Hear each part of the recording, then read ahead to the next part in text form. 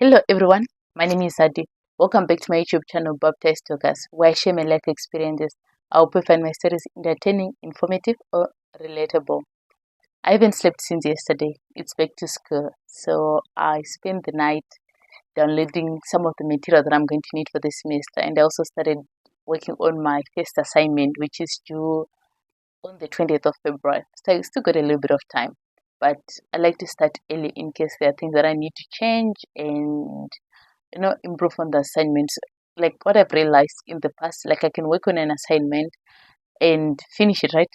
And then like a week later I reread it and then I come up with a somewhat different perspective, so I end up editing my assignment and improving on it. Okay, enough about that. I'm not here to talk about my assignments and my due dates. So as I was feeling an all-nighter, I remembered like some last semester, my flatmate wasn't at home. He was living on campus. So I was home alone and I was pulling an all-nighter. Like I used to like study all night for a couple of days. So the other day, as I was sitting, like when I'm studying, I don't like complete silence. So I should, sorry, my heel is itchy for some reason. Just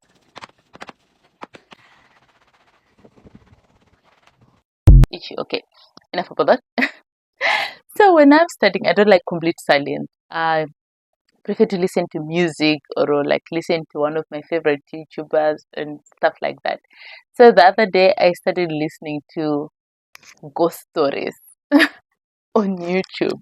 I listen to ghost stories, and the more I listened to these stories, the more scared I became because like some of them were just like really scary, and like I remember clearly I was watching a video on like ghosts in hotels. So like being at home, I just like my mind was working overtime. Like being home alone, my mind was working overtime. Am I okay? It's just a scratch on your leg. Can I see? Unfortunately, the leg is in another ambulance. I was so scared. I was even scared to go to the toilet. And I was scared to sleep. I was scared to close my eyes. So I just kept on studying and studying. And it was like the following day, it was like daybreak. And when the sun was up, that's the only time I felt safe enough to sleep. So as much as I'm skeptic about the existence of ghosts,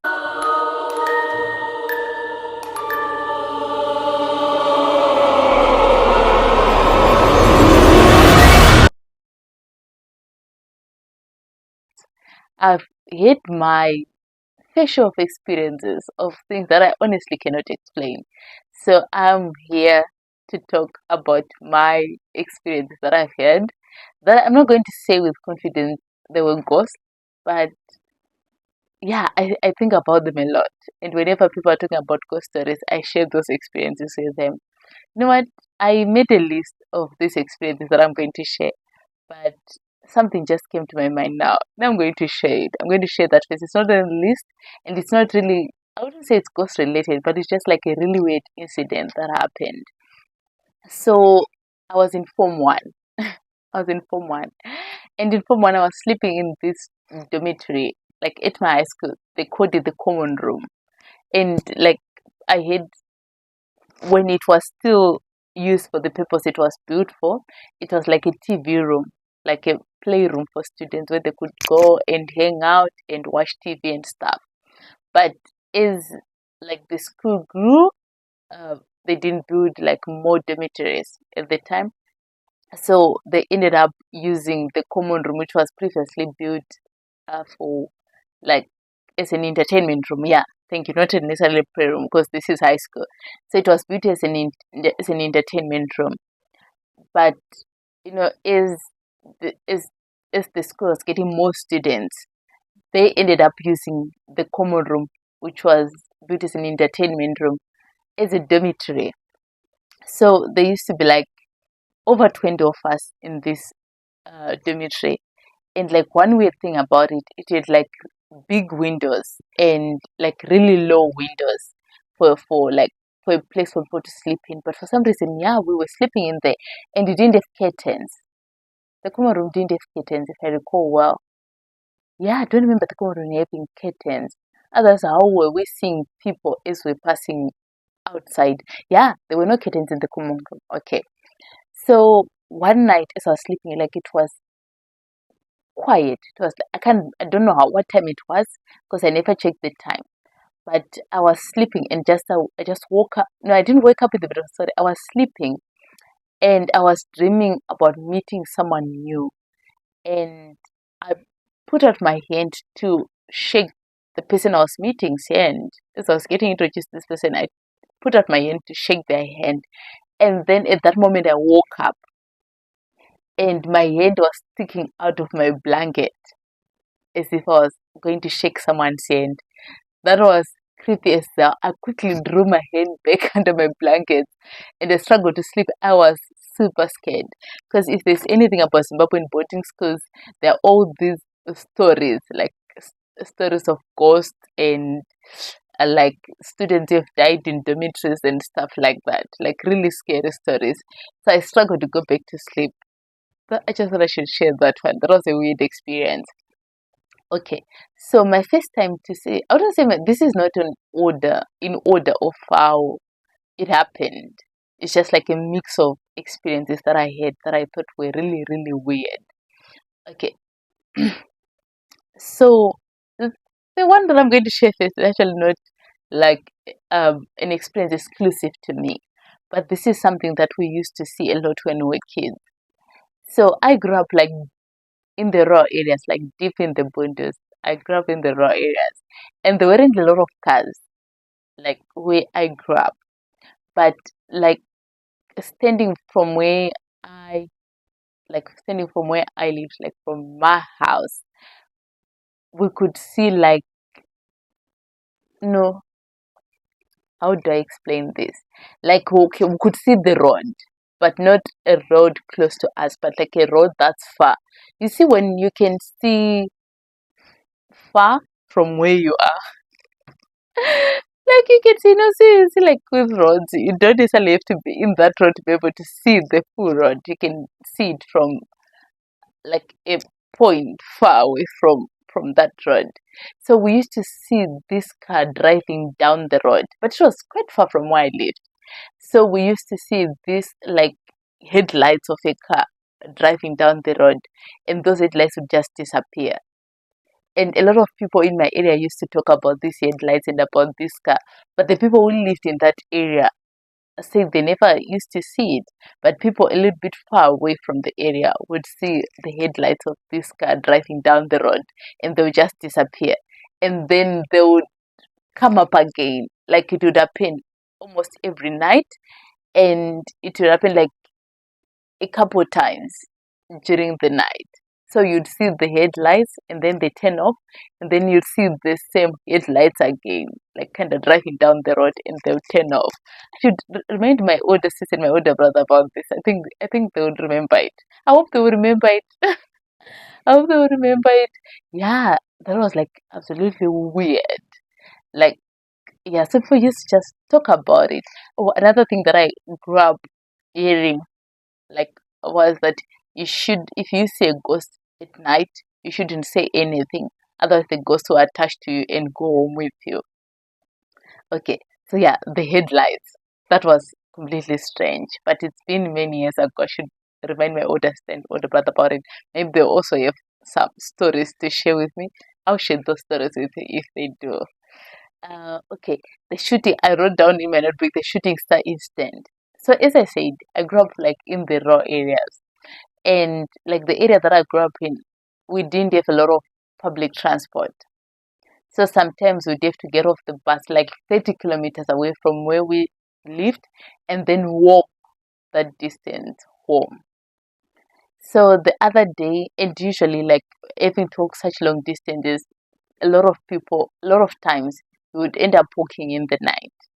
Like I remember the other time we walked overnight with my late cousin brother. We we like the reason why the reason The reason why it took so long is because my cousin brother, we had a suitcase, number one. It was an empty suitcase. It was an empty suitcase, but it was like um it was fairly heavy. So it was slowing us down. And my cousin brother really said he was in no rush. He was just taking his time. And sometimes we would sit and just talk, like right in the middle of the night while we're walking home. And when we go there, we got home like the next morning. In the morning, as we were getting up, we were getting home. Crazy, crazy times. I miss him. May he so rest in peace. So, okay. So back to what I was talking about, the shooting star incident. So, as I said, sometimes we would have to walk long distances, either to get to the main road and get some form of public transport to go to wherever we wanted to travel to, or we would get off a bus like in the main road and you have to walk like 30 kilometers, uh, 20 to 30 kilometers to where I stayed. So the other day, my mom and I got off the bus like really late and we started walking. But like one thing about where I grew up, it wasn't like dangerous. Like there was nothing scary about walking in the night. Even as a child, I used to walk alone in the night and I would be just fine. And also like if you walking in the night and you see someone walking ahead of you, it was just normal for you to run up to that person and walk with them. But knowing what I know now about humans, I would never do that again. And also, like, there was also a thing like where if you're walking in the night, people would invite you into their homes to sleep over so you can walk uh, the following day when you stay, or like the following day when you can see where you're going. And people actually used to accept this invitation and just go and sleep in a stranger's house. Just go sleep in a stranger's house. Oh, very funny. Funny, funny times. Okay, so back to the shooting star story. So my mom and I got off the bus like really late, but we started walking home. And as much as people used to invite people into their homes to sleep, my mom wasn't a fan of this. She just wanted to get home and sleep in her own bed. So we were walking and we were getting up to this place. So everything was fine as we were walking. As much as I was scared, of course, like we were just walking. We just keep talking. Like that's what one thing my mom always used to say to me when we were walking at night. Keep the conversation going. Don't let the conversation die. She never told me why she encouraged me to do that, but she just wanted me to keep talking. So if I'm quiet, what should ask me if you can sing or something. Also, maybe it was because she didn't want to lose me in the night. Because sometimes we'd be walking and it's super dark. And in the rural areas, there are no street lights because there are no streets anyway. So she used to encourage us to keep talking or sing. I'm sure it was because she didn't want to lose a child in the night. Okay, so as we're walking up to there's this like place where we used to pass. It had like, I would say it was mountainous. So I wouldn't say it was like mountains. It was like mountainous. Or mountainous describes something different from like having a solid mountain. So it was like rocks, right? And trees on both sides, and then the path was in the middle. So rocks and trees, and there's a path in the middle. But in like that area was like at night, during the day it was dark, so at night it would get even darker because now, I mean, there's no sun to light it up unless there was full moon. That's the only time it would be like fairly light during the night. But this time that I'm talking about, there was no full moon. It was a cloudy night. So it was super dark. Super dark. Would cut the darkness with a knife. Okay, so my mom and I were about to walk into this, I would call it a jungle corridor. Some of the names I come up with in my notes, like as you're trying to find a way to describe something, you can come up with some of the craziest words in your mind. So I just came up with the name jungle corridor. So as we're about to walk into this jungle corridor, something that looked like a shooting star, like came from our right side going to our left side and it just disappeared. But I wouldn't call it a shooting star. I would call it like a ball of light, really. It was like a ball of light. No, not a ball of light, excuse me, sorry about that. It was like a ball of fire. Like that's really the best way to describe it. It was this big orange ball. and it was like really low. Like I would say, of course, it was ahead of us, but it was like quite low that I could tell. Like it's a big, it looked like a big bonfire. So it moved from our right hand side to our left hand side. And because I grew up being told you don't say anything if you see a ghost, you should just be quiet and keep going. I didn't say anything to my mom. We didn't even look at each other. We just kept on walking. And as I said, it passed in front of us. So we passed the place where it had flown, where this ball of fire it like flown in front of us. And then when we got home, I said to my mom, "Did you see that?" She was like, "I didn't see anything." And as much as I tried to say, when we're here at this place, and she said she didn't say anything. So it's either just me who saw it, or my mom saw it and she just didn't want to talk about it. Okay, the other incident that I had, the torchlight. I wrote like clues on how I can remember these stories in my notebook. So the torchlight incident, the torchlight incident. I went home for the holidays, and the other, as I said, like we habitually walked in the night where I grew up, because I mean there's no harm to it. So we were walking from the shops to our house, right? It was my older sister and I, and one of my brothers. I can't remember which brother, but my older sister and one of my brothers. I hope my sister remembers because my sister is the only person who watches my YouTube. No, you are watching my YouTube videos. So it's not just my sister. You are also watching. But my sister watches all my YouTube videos, and I hope she remembers this. She probably won't remember. Okay, because it's been a couple of years. But so we were walking from the shops to where we stayed, right? It was like late in the night, and we were crossing this like I would call it a river or a stream, little river, little stream. It's a stream really. A river is big. A stream is just like a little bit of water flowing. Okay, so we're crossing this stream, right? And there was a light. You see the way like a torch light is. So when you turn on a torch and you hold it upside down, that's what the light looked like. Hold, I'm gonna get a torch.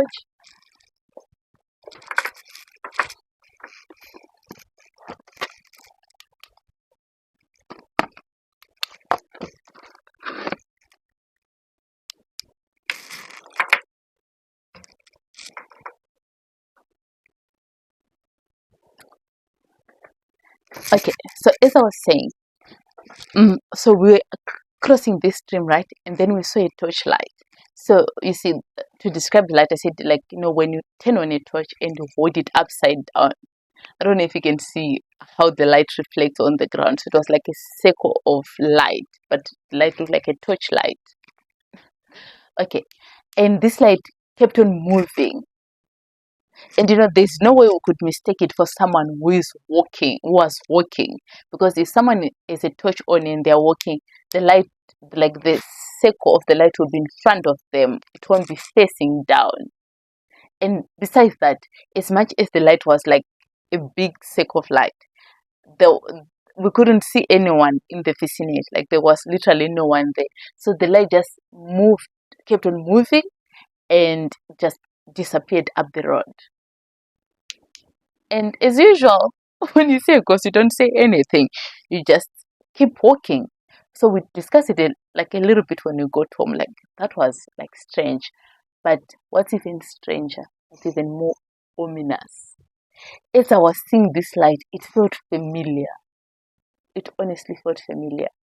And what did it feel like? Like there was this gentleman, like in my area. It was um, the son of someone my mom went to church with. He passed on. My soul rest in peace.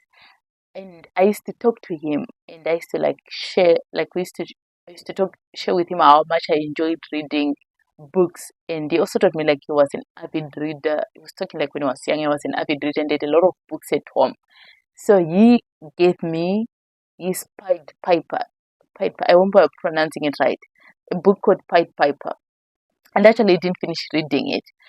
As I was reading it, he asked for the book back. I'm sure he was worried I was going to lose it because I was a child and it was like much older. I'm sure he was worried I would lose the book. So he took his book back. I never finished reading it. And as I was seeing this light, I thought of him. I don't know why I thought of the guy, but I just thought of him, and it kind of felt familiar, weird. Anyway, besides, they like there was a there are homes in the area that were walking, but not a lot of homes. Like if any, if there's anything about like rural Zimbabwe homes, they are quite spaced out. So there is a home like up the road from where we're crossing this stream, and a lot of people talk about how the father of that home who passed on comes out as a ghost. Like people, a lot of people were saying they once encountered this guy in the night. I don't know how far true that is. And as I said, I'm a skeptic. So I don't know how to explain like this torchlight thing. Okay. And okay, the next incident. I was so after high school in Zimbabwe you can teach the called temporary teach. It's called temporary teaching. So I got a temporary teaching job in this school. That was also just like my home, deep in the rural areas, deep in the bundos. But this place was like west than where I grew up. It was really, really, really seriously remote. Okay, and so I went to I started working at this school. People will not believe. When I got to this school, they gave me a 2-bedroom house. No, it was a 1-bedroom house. But I felt like it was too big for me as like a single student teacher. I was fresh out of high school, and they're giving me this house. So it had like a bedroom and a lounge. The lounge was really big, and then it had an outside kitchen attached to the house. And it had a veranda. So I had just like my bedding. I didn't even have a bed because I was only going to be there for 3 months. So I had my bedding, right, and my suitcase, just a few clothing, a few clothes. I didn't have a lot of clothes, and I had nothing to put in the lounge except a bucket of water. So I had the bucket that I used to use for fetching water. I had a bucket of water in the lounge and nothing else. It was just an open, empty room that used to scare me at night because I mean it's so empty and open. So I was using just my bedroom and of course the kitchen where I would cook from time to time when I decided to cook.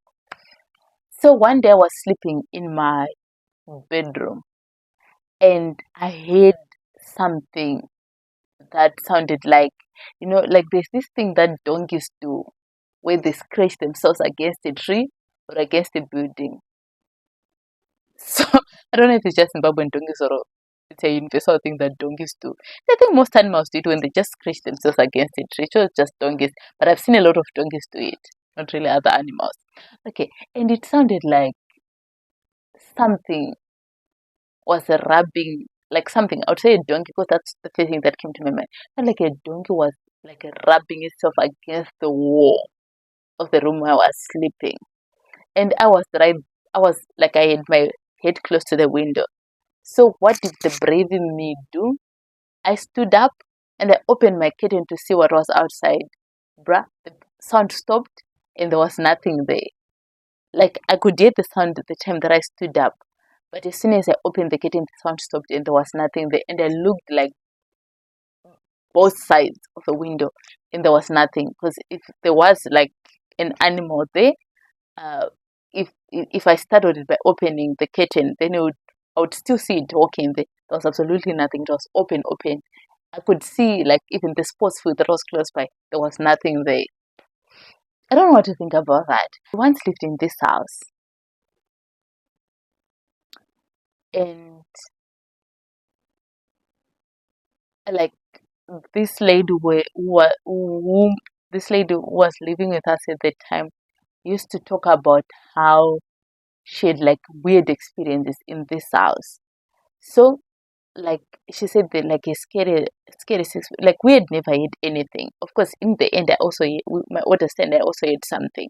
I'm going to tell you about that, but I'm going to describe the experience this lady was having. So this lady said the other day she had people talking on the veranda, And she actually thought it was my brother, so we had come back home because my brother used to like just be out of the house like and do it really late, and they'd come back at night. So it was just this late in my brother's home, in my brother's left, and they were not back like until really late at night. So she said she had voices on the veranda, and she assumed it was my brother's, but she couldn't tell what these people were talking about. So this lady said she had like voices, but it like she couldn't tell what the people were talking about, but it was just like like people having a conversation. So he thought it was my brother's. So she just relaxed and said the next thing the voices moved into the lounge. And she was like, okay, they didn't open the door, but I can hear them talking in the lounge now. And she said it then sounded like someone was standing on the coffee table, still talking. I guess I'm saying this, I'm so scared. I'm supposed to go and take a shower now. I don't know if I'll be able to close my eyes. So she said, like, it got really scary. And she said sometimes she would hear, like, something is on the roof. Like, someone is running on the roof or something's running on the roof of their house. Okay. So, back to the experience that my older sister and I had in this house that we're living in. We were sleeping the other night, and there were just like sounds that sounded like they were coming from my brother's room. Like, just like weird sounds, man, like just sounds. And also like something that sounded like an animal is rubbing against our bedroom wall, but still sounded like it's coming from our from our brother's room, which was separated from our room by a wall. So as much as it sounded like it was coming from outside, it also kind of sounded like it was coming from our brother's room. So eventually we had enough of this. We couldn't sleep because of this sound. And we thought, why are they messing with us? Like, why are they making all these sounds? Why are they making all these noises? So we banged on the wall, and then one of them answered, like one of my brothers answered, and was like, what? Why are you banging on the wall? Like, no, you should stop making those sounds you're making. They were like, no, we're not making any sounds. We're sleeping. You actually woke us up. Weird, right? Absolutely weird. And the sounds on the roof, I also heard them. But like what, like whenever people would hear sounds on the roof when I was growing up, if it's zinc, like, this roofing sheets made out of zinc, people used to say like zinc expands and contracts. So when it's getting heated during the day, like it absorbs so much heat during the day, and then at night it starts making these sounds as it's like getting cold, I think. So whenever we used to hear like sounds on the roof, people would just say, oh, it's probably because the roof is like made out of zinc. But this was asbestos. This was an asbestos roof. So that excuse doesn't apply. It didn't apply in this one. Okay, I'm trying to see if there is anything else. Oh, and like from one other house that we lived in. I'm sorry, it's like I have a lot of these stories. Like we used to hear like a wheelbarrow, like someone is pushing a wheelbarrow outside, but it would be like dead in the middle of the night or like early hours of the morning.